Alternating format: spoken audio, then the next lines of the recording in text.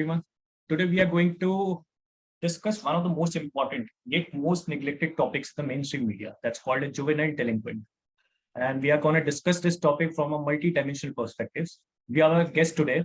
So let's welcome our guest. The first is Rituparna ma'am.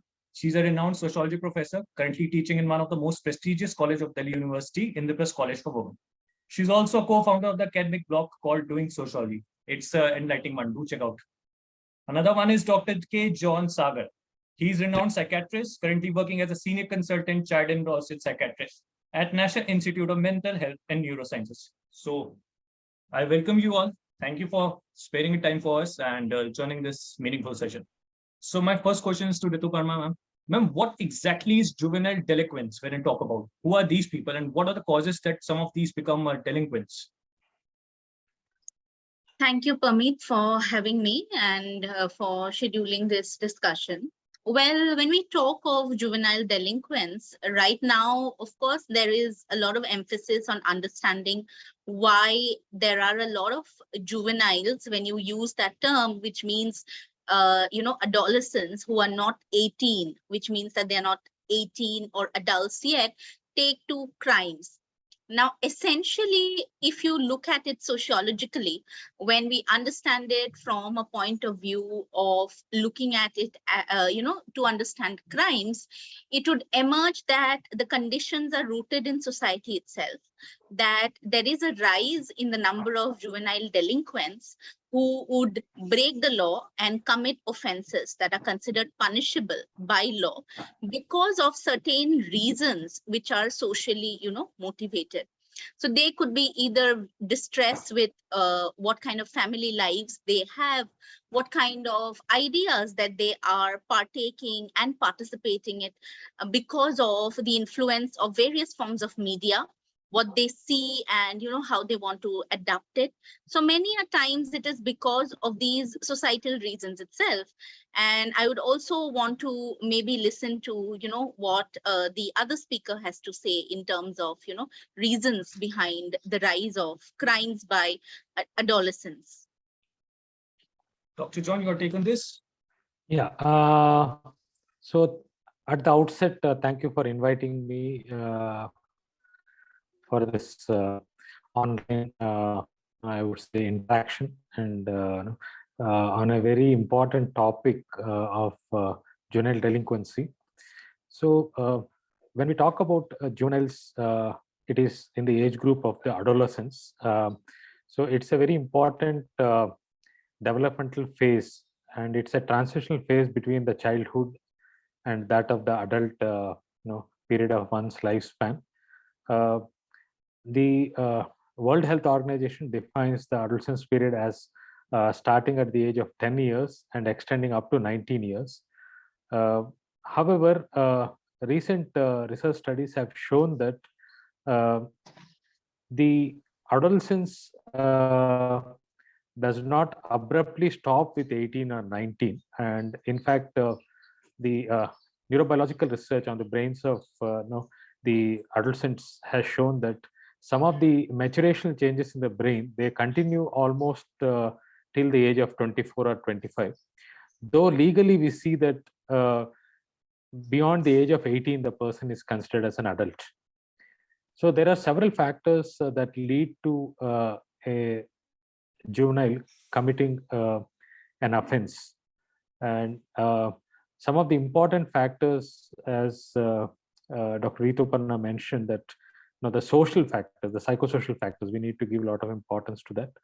And among that, actually, we see that increased exposure to crime in the neighborhood, and also family factors, especially these children are found to have significant family dysfunction in the form of interpersonal discord between the parents and parental lack of adequate parental supervision with regards to their parenting style.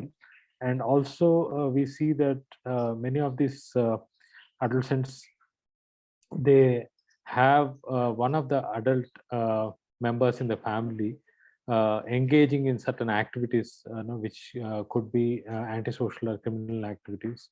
And also the important thing is the use of substances in the family, like alcohol or nicotine or the other substances, which poses a high risk for the adolescent themselves to start consuming these substances, and sometimes under the influence of substances commit some of the offenses. Another important factor is the influence of peer group. Again, when we talk about peer group, it's not that all peers influence a juvenile to commit a criminal offense. It's only the company of the deviant peers. So the deviant peer group can influence the adolescent to commit offenses. And also one of the other factors we see is that adverse childhood experiences. There is a range of adverse childhood experiences which the adolescent might have faced right from the early childhood onwards. That includes different forms of abuse and neglect, and also the parental factor, as I mentioned. And poverty is also shown in many studies as one important risk factor. And of course, I mentioned about the crime in the neighborhood and exposure to deviant peer groups, use of substances. And also it is noticed that many of these juveniles, by the time they commit these offenses, they have issues with the academics. So there are very significant academic difficulties, and some of them are even school dropouts, and there is no adequate support for their education. Also, in terms of the social support networks for them in the community, that also becomes limited. It's all like there is a often a myth which gets perpetuated, that states that all these juvenile who commit offenses, in legal terms we call them children in conflict with law. So those all of them have a diagnosis of a mental illness. So what we need to remember is that not all of them have these kind of mental disorders or illnesses. A few of them can have conditions like attention deficit hyperactivity disorder, ADHD, or a condition, behavioral disorder, which is called as a conduct disorder, or it could be conduct problems. And also we need to remember that many of these children, due to the adverse childhood experience and family factors, are in fact also children who are in need of care and protection. So in fact, in our country, there is a legislation which is a Juvenile Justice Act, which is for the care and protection of children, which was recently amended in the 2015.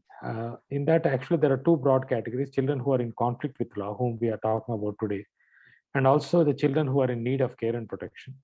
In fact, when we look at the juvenile delinquents, almost all of them are also in need of care and protection due to all these adverse experiences.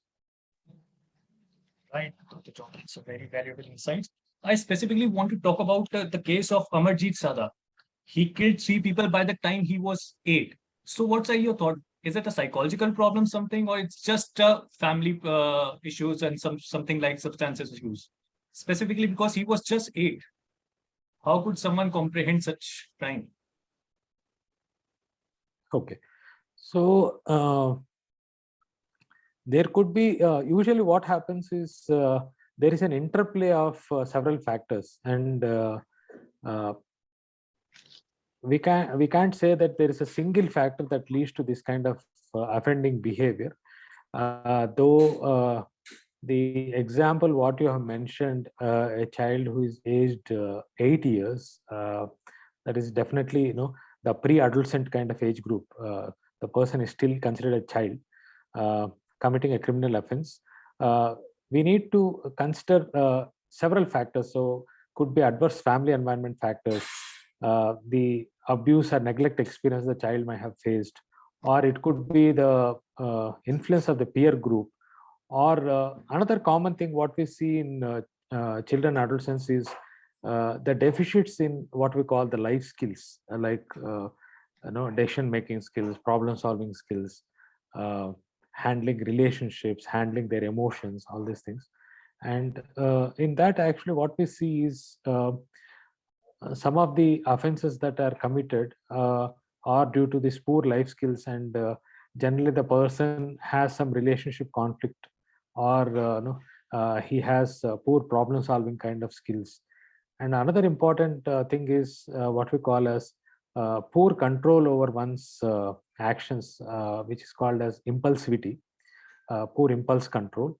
So poor impulse control in some of the children may be part of disorders like attention deficit hyperactivity disorder, or the presence of conditions like conduct disorder or mood disorders, etc., wherein they have difficulty to control their emotions and also their actions, and suddenly they may end up doing certain things without thinking about the consequences. Typically, these children or adolescents, they act impulsively. Like, say, for example, if there is an altercation between two people, and one of the persons suddenly becomes physically aggressive, and if he or she finds a sharp object next to him, they may snatch that and just stab the other person.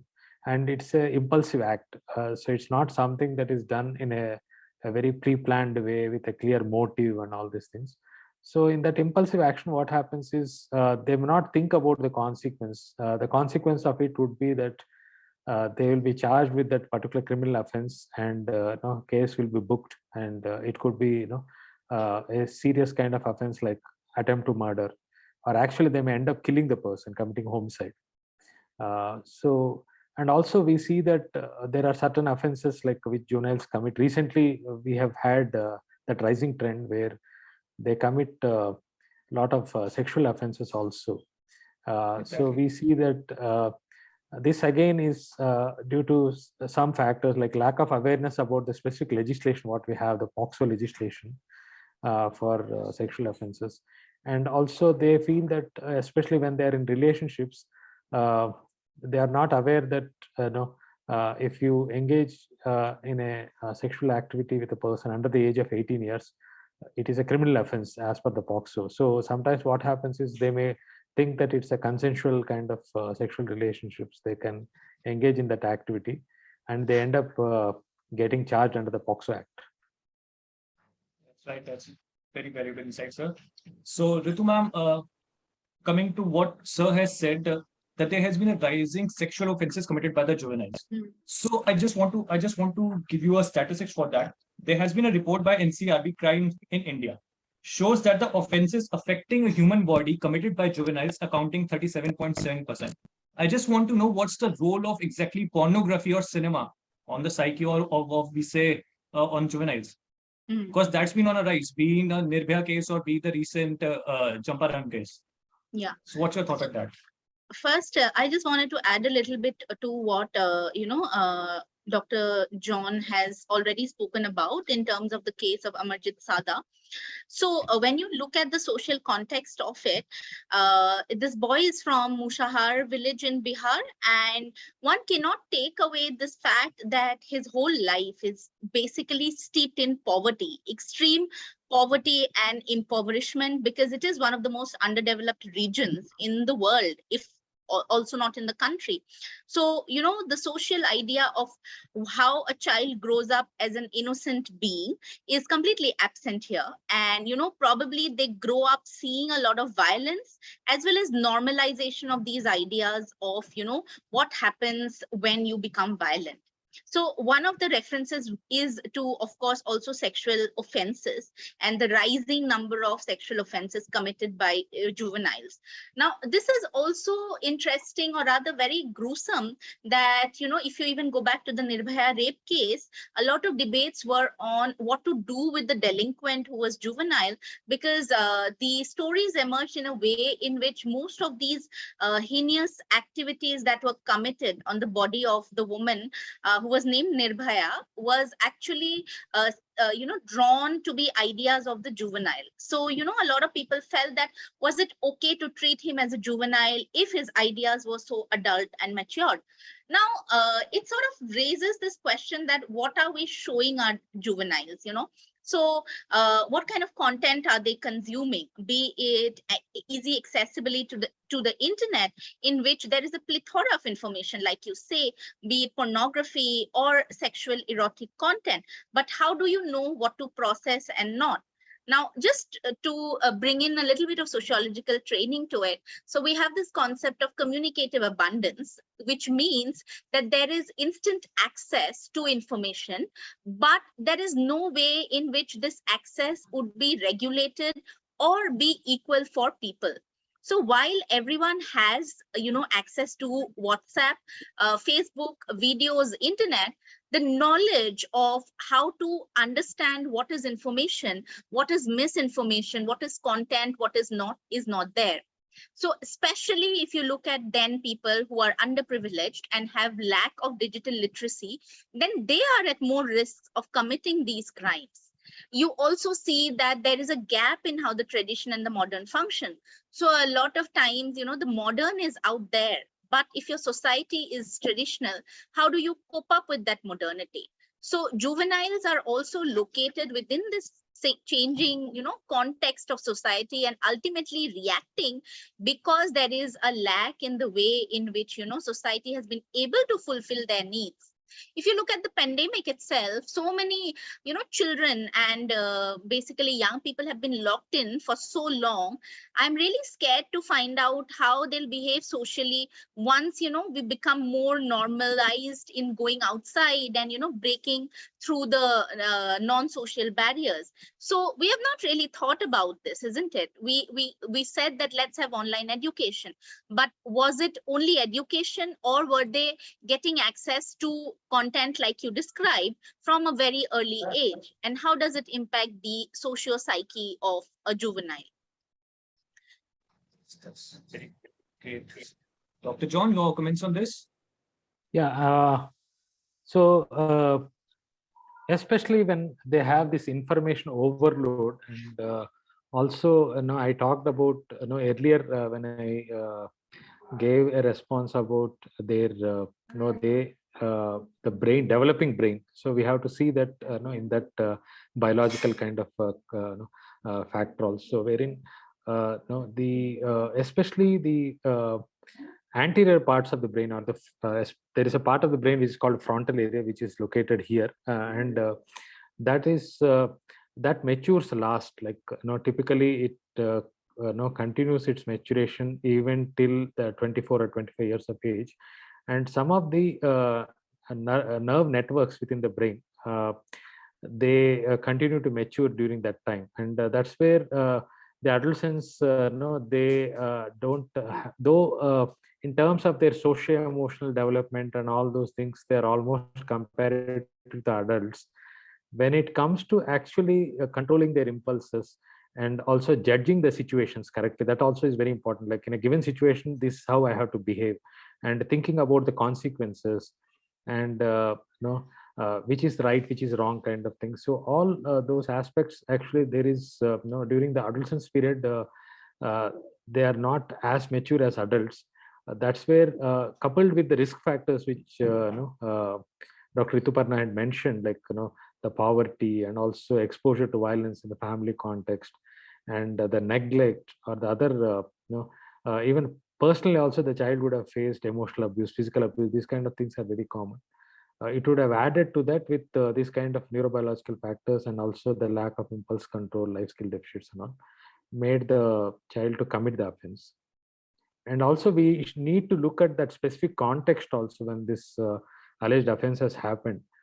So there could have been the adults, the child would have perceived some kind of risk or threat to himself or to a loved one, and that time, as a reaction,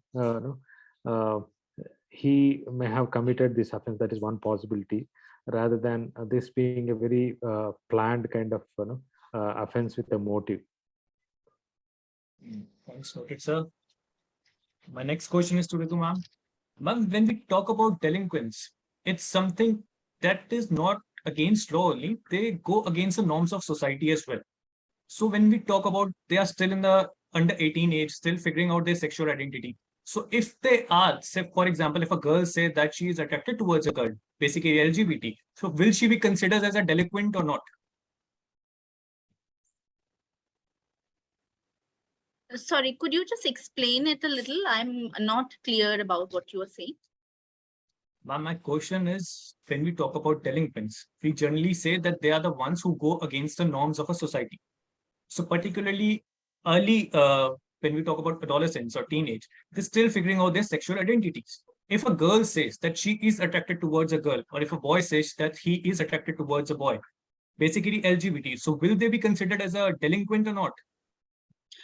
Because you're asking legally, since homosexuality is not really encouraged or banned legally in India. Is that why you are asking the question?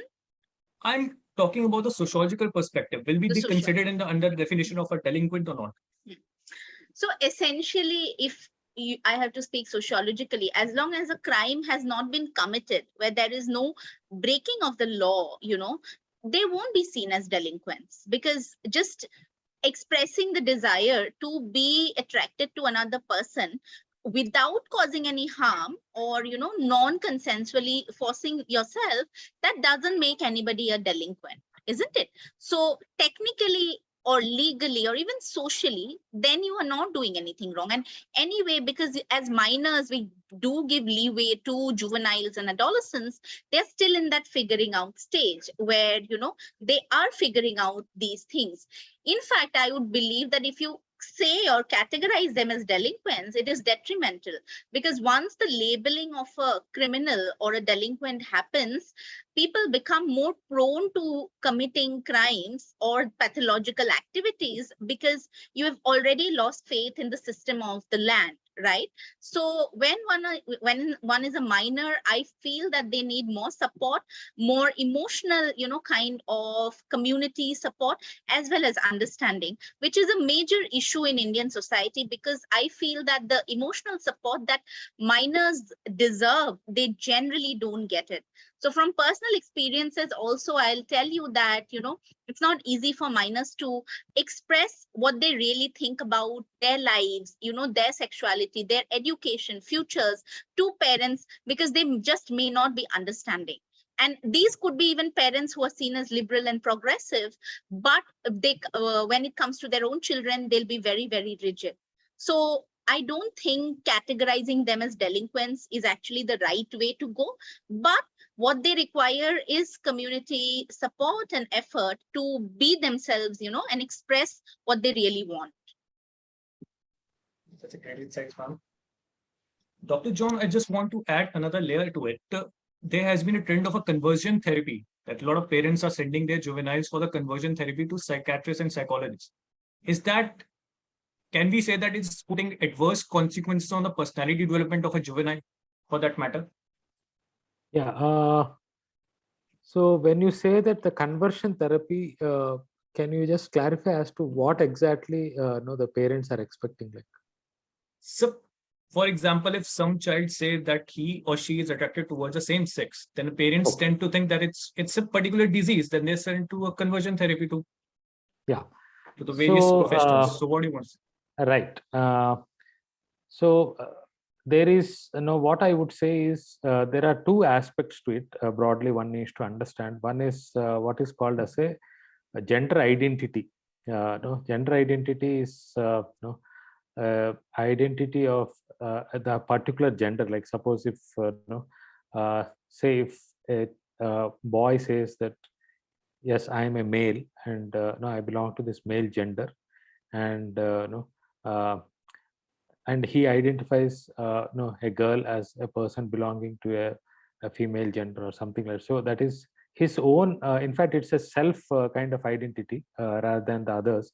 So it develops over a period of time, and during the adolescence, actually there could be some adolescents whom we are like even it may be seen in children also, wherein they express what we call as, earlier we used to call it as a gender identity kind of disorder, but in recent terminology, it is labeled as that term disorder is removed. So the DSM-5, which is the latest classification, has called it as gender dysphoria. So when a person is, that is the assigned gender, like if the male person starts saying that I am uncomfortable being assigned to this gender, I actually my I would like to change my gender identity to that of a female. So that is the gender identity kind of thing. There, again, especially when you see in the young people, what research says is that this phase is quite not very rigid. It should not be considered rigid, and it keeps changing. And parents should not become over anxious, and should not immediately take their children to all these conversion therapies and all these things. But however, if any child or adolescent expresses these issues related to their gender identity, definitely they can seek support from a mental health professional, and see whether they have in association to that gender dysphoria, whether they have any anxiety or depression, any specific mental health issues.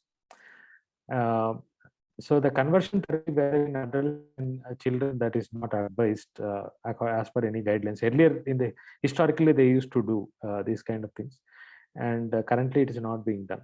And the other thing is what we call earlier question which you asked, that is what we call as the sexual orientation. Yes. Wherein if a person says that as a female I am attracted to girls as opposed to boys, or sometimes it could be I'm attracted to both the boys and girls. So we call it as a bisexual kind of orientation. It's a sexual orientation. It's different from gender identity. And so, as Madam had mentioned, the same-sex kind of orientation, which earlier was considered as more of a pathological disorder, and in the psychiatric textbooks and all, it found mention as that, is no longer considered so. It is seen as some variation of their sexual orientation. So some people have a heterosexual orientation, some people have a homosexual orientation. There are people with a bisexual kind of orientation. So all these things are considered not as a disorder or a pathology in the current system. And there is no need to force them for any conversion therapies or these kind of things. But however, because of these issues, whether gender dysphoria or sexual orientation issues, the adolescents may be under a lot of stress, because in the society they may get stigmatized, and they may get ridiculed, or people may pass comments, and especially when they actually talk about their gender identity or sexual orientation, people may totally have misinformation about it, and then they may blame the person as being very pathological and having a disorder and being antisocial. And definitely, as Madam mentioned, we should not label them as delinquents or pathological people. Thank you, sir. Ritu ma'am, I have a question for you, that there has been a rise in the tendency of a suicide among the juveniles. So what do you think, especially if you talk about the role of a social media, and if we talk about the role of online games like a Blue Whale game, there has been a rise. So what are the effects of social media negatively on the juveniles? Yeah, very interesting question. So, we have had a lot of sociological debate on how to understand suicide or the rate of suicide as a social fact, which would be larger than looking at it only from an individual perspective. So if you look at it as a social fact, then suicide or the rate of suicide would indicate that, there is a pattern which can be understood if one applies, a collective mind to it. Now, to give another example, when you see that a lot of IIT aspirants or, students commit suicide because they don't get into these desired educational institutes, it is easy to understand that there is a lot of pressure on them to get through the best of institutes. I remember a case from a few years back where a student committed suicide because she didn't get through LSR but got through another college for some point percentage. Now that itself indicates that society has this idea of what is the best. If you look at juveniles and this tendency to sort of take your lives into your own hands and very lightly, again, there was this craze for PUBG in which so many juveniles as well as young people sort of just, ended their lives, or at least attempted to do so, because there was an external coercive pressure. So I feel that when, that kind of social context emerges, it becomes very difficult to be an individual and make the right decision, because there is so much general demand for you to do it. Also this idea that, one should be daring, like take the dare. So even when one is playing truth and dare, the dare would be seen as something which is more, fun to do. So instead of telling the truth, which would be honesty, and which could have been like, the best thing to do, but that dare mentality that, you take everything for granted, go ahead and do it for a game, or, just to please your peer group. In many cases, it could be that some cannot afford to show off money, have parties, or, lunches and dinners, but you still commit crime and maybe steal money, which is the first step towards, breaking the law. It is because of that social pressure. So I would understand it as a very social fact in which there is an external, idea, a general representation, as well as a coercive nature that comes from the outside.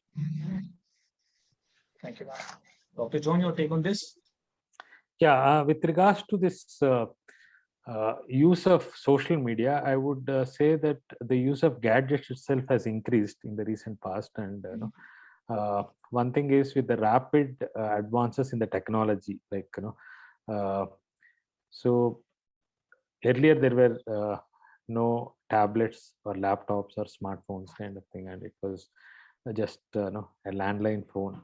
Or even if you have to communicate some emergency news, you have to go and give a telegram from a post office or something like that. Was the situation which probably some of us during our childhood we have seen, or our parents have seen. But nowadays, instant thing, everything, like the person has a smartphone in hand. He can send an email, he can send a WhatsApp message, he can send an SMS, he can see a YouTube video.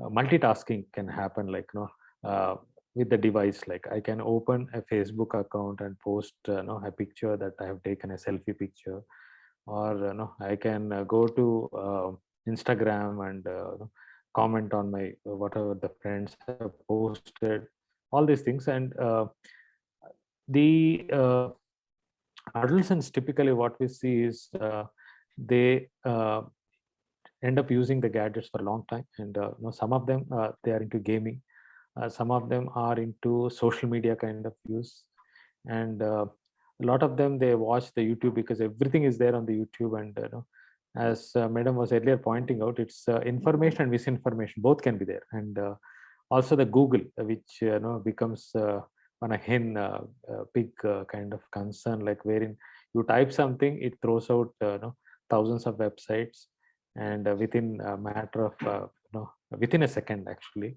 And then we can search and learn some good things, and also it can give you a lot of misinformation and bad things also. So then actually what happens is the one is the availability of the gadgets, and also the leisure time activity taken up by these gadgets, and lack of adequate parental supervision, the parents not being able to spend quality time with the adolescents, and parents themselves using these gadgets excessively, like they themselves not being good role models. And then we see that the internet also has become cheaper and cheaper. Like nowadays you can just pay some 80 or 100 rupees, get a 1 GB or 2 GB kind of pack on your mobile phone, and you can use it like at least for a day or so. And prices have become very competitive, and the speeds have increased. Like now we are talking about the 5G speed and all these things. And also the like say for example, when you talk about gaming or not, the gaming laptops or devices, like which high-end processors. And also another concern is some of, like due to the COVID situation we have seen, like wherein almost 2 years it was just online schooling, and that was when some of the children who have probably never exposed too much to gadgets also got exposed. And they were at home only, as schools were closed, and the outdoor play areas were closed, daycare centers, everything was closed. And the peer access was only the virtual peer access through a lot of the social networking, and spending excessive amount of time with the, even the films also. We have these OTT platforms now, Netflix and other platforms, where we can go and watch any movies, watch and download with subscriptions. So in general, we see that the consumption of this internet and the social media and the gaming and all has increased tremendously. And some of them actually, not all of them, they become addicted to this, that we need to remember. So some children are they able to regulate themselves, and they are able to do the other activities like academic activities and even non-gadget, some leisure activities, for going for some sports or some activities. But there are also some children whom we see, even in the clinical setting, we see as psychiatrists and psychologists, that they develop what we call this behavioral addiction. Like gaming addiction is recently one of the conditions which has been mentioned in the classification also, with a diagnosis saying internet gaming disorder. And some of them may have actually, like these games also are quite complex. Some of them are online multiplayer kind of games where they compete against others, and different levels will be there. It becomes very competitive. And also some of the games are actually role-playing kind of games where the person may take up the specific role. Say for example, I can enter that game and I can become a commander of armed forces.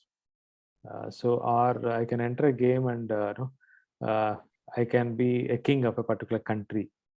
I can own a big castle. So everything with nowadays added to this, there is also this virtual reality kind of thing in the technology advance, wherein actually the devices are going to come where we can really imagine ourselves being in a castle like a king. So that kind of experience it may create with the audio and all those things. But we have to understand the negative aspects also, being addicted to that and neglecting studies, and as Madam earlier mentioned, coming under immense academic stress and the family's expectations, and sometimes internalizing that expectation negatively, and then taking some kind of drastic measures like self-harm, etc. That's right. Ma'am, I have a question. You have recently said that there's a LSR girl who committed a suicide. I just want to know that there are sometimes when you're not comfortable in your skin, you're not comfortable with yourself, and that probably add because of social media. For example, there has been a lot of filters that have been used in Instagram or Snapchat, where people think that they are not that good looking. So that creates additional pressure among them. What do you want to say about that, ma'am? Yeah, so I didn't say that the LSR student committed suicide. I said that she couldn't get through LSR, and that's why, Okay. she committed suicide. Yeah. Okay. Regarding the beauty and social media understanding, I think there's a very beautiful or rather haunting documentary on Netflix. It's called The Social Dilemma, and it very well explains how the juvenile psyche and a social understanding of these concepts of beauty and success have been impacted by social media. So yes, it is a definitely big worry that because of the set notions of beauty and online trolling, where you could be body shamed as well as beauty shamed for not looking desirable in the way that social media wants you to, you can definitely feel very low self-worth and esteem, and then proceed towards, of course, harming yourself, losing interest in your life. You also see a rise in how adolescents perceive their mental health is not protected. There is a lot of burnout and there is a lot of disinterest in things in general. So yes, it is to do with social media in many cases. Again, we have to go back to the idea that there is a plethora of things available, and there is no easing into it. So as you grow, it's not that you today do this and then next day you do that. Like earlier, if you look at syllabus, mathematics also, which is like a dreaded subject, you're actually easing into it, isn't it? One day you do algebra, the next day you do something. Here you have everything at one go. How do you process so much information? Your brain is not even developed that much, and one is not even talking to you so much. So when you see that there are these ideas of beauty, how do you even handle it? So there was this one instance in The Social Dilemma where this one girl grows a pimple before a party, and it's a big deal for her. But if you knew how acne or pimple is very not natural or normal for that growing up age, you wouldn't probably even care about it, right? So there is that lack of scientific knowledge as well as the desire to look something. So I think it's a big thing, and I'm not really sure about the solutions in terms of how we go ahead, because there is only more digitalization. Internet is becoming cheaper, everyone has it, and everyone needs it also because everything happens online. So how do you even regulate that, right? So John, sir, same question applies to you as well. What are the solutions? At the same time, can we say that there needs to be a curriculum which teaches children how to deal with the pressure, how to deal with the depression? Yes. Because we are not concentrating on that aspect. Right. So yes, there is definitely a problem with regards to the adolescent age group, like wherein typically in terms of their development also, with the onset of puberty, we see that the physical development happening during the adolescence, and in both boys and girls the changes with the puberty. And also that is the period where there is a lot of self thinking about what we call their own body image. Say for example, a boy may start thinking that uh, I'm say 16 or 17, so now no, I look very skinny and very lean, and I should put on some muscle actually. So he may compare with his age group another 16 or 17-year-old who probably is having a muscular kind of body, and may feel that somewhat ashamed of himself or his own body, and sometimes avoiding some of the social kind of settings. With social media, this problem has got magnified, because you are expected to put your pictures there and people will comment, and you are supposed to get so many likes over there. And if people don't put so many likes and the praising kind of comments, the adolescent will get upset automatically. And also when it comes to, of course, both the boys and girls, the kind of clothes they have to wear also, like madam was mentioning about the certain occasions like parties and things like that.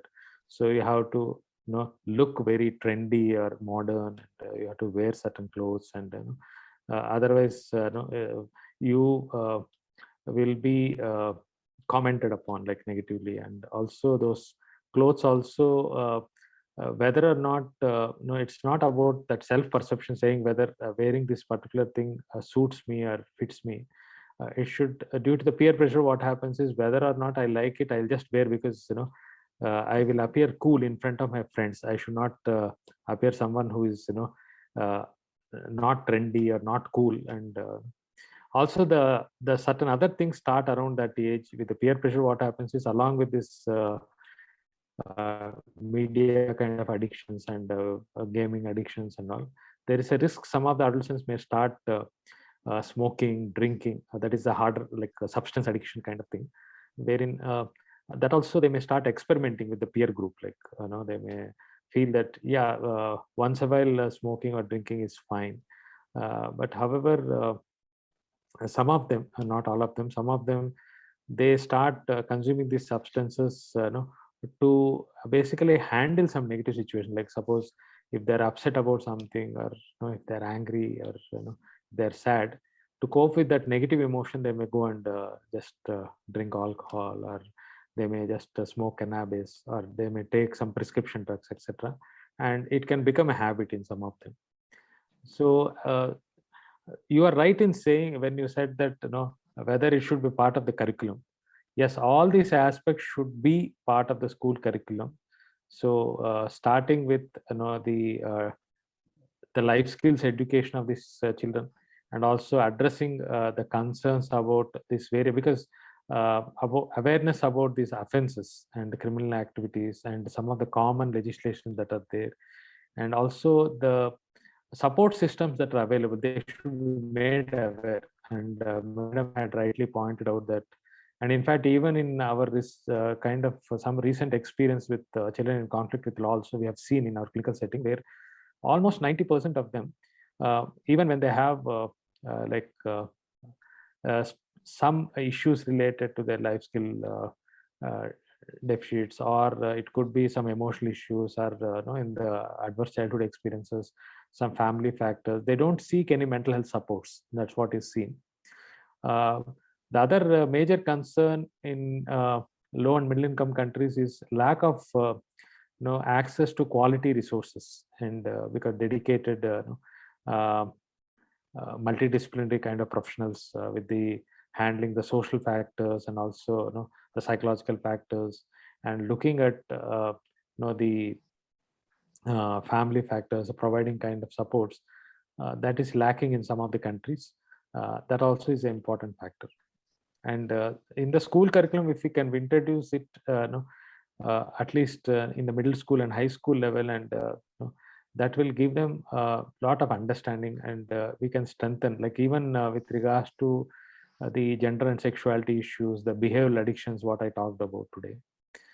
There should be inclusion in the school curriculum, and also a lot of awareness for the parents. And because parents, and of course, I believe that teachers also play a very important role, apart from professionals like psychologists, sociologists, psychiatrists, or psychologists, etc., or legal professionals.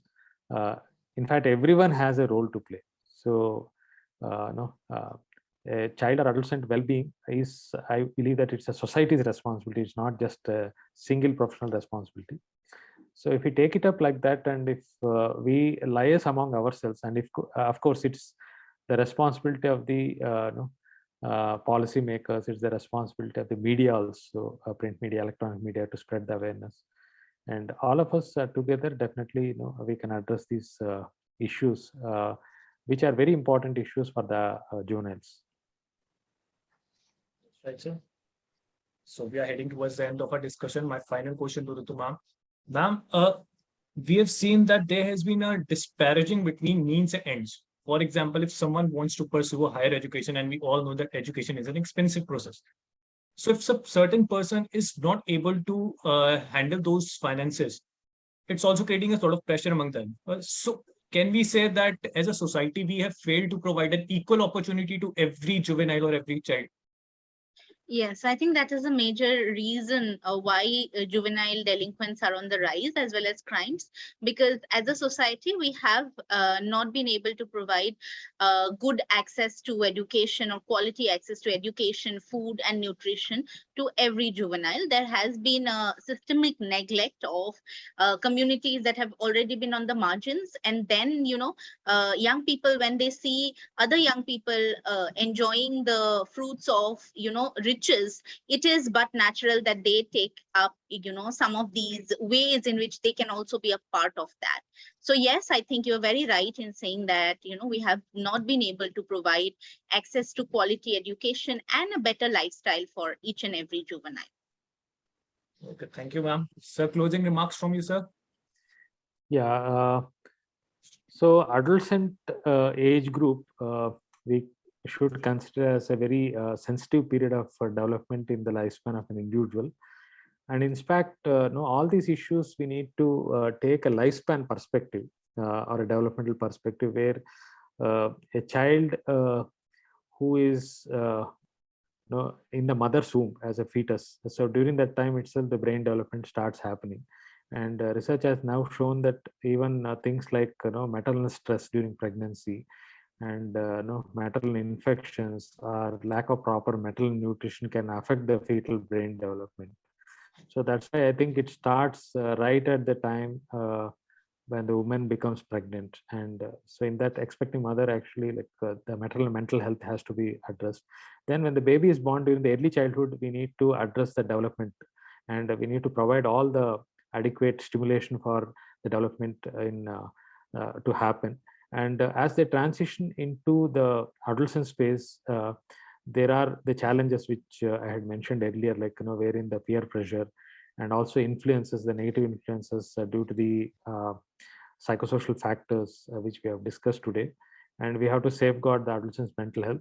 So investing in the child and adolescent well-being and mental health, addressing some of these issues, like the offenses that is committed by them, or some of the behaviors like addictions and all these things, is very important, because it will pave the way for a good adult well-being and mental health. So that lifespan perspective we should have. So if we invest today in the children and adolescents and their well-being, their mental health, also taking societal responsibility for providing them proper education and alleviating the poverty, and addressing the various risk factors that we discussed today, that will ensure that these children and adolescents will grow up as healthy, happy citizens of our country. So that's my understanding. Thank you, sir. Thank you for that. Thank you, sir and ma'am, for being here. Thank you for giving us your valuable time. Thanks. Thanks a lot, sir. Thanks Thanks. for this wonderful opportunity. Thank you. Thank you, And, Parmit. No Yeah. problem, sir.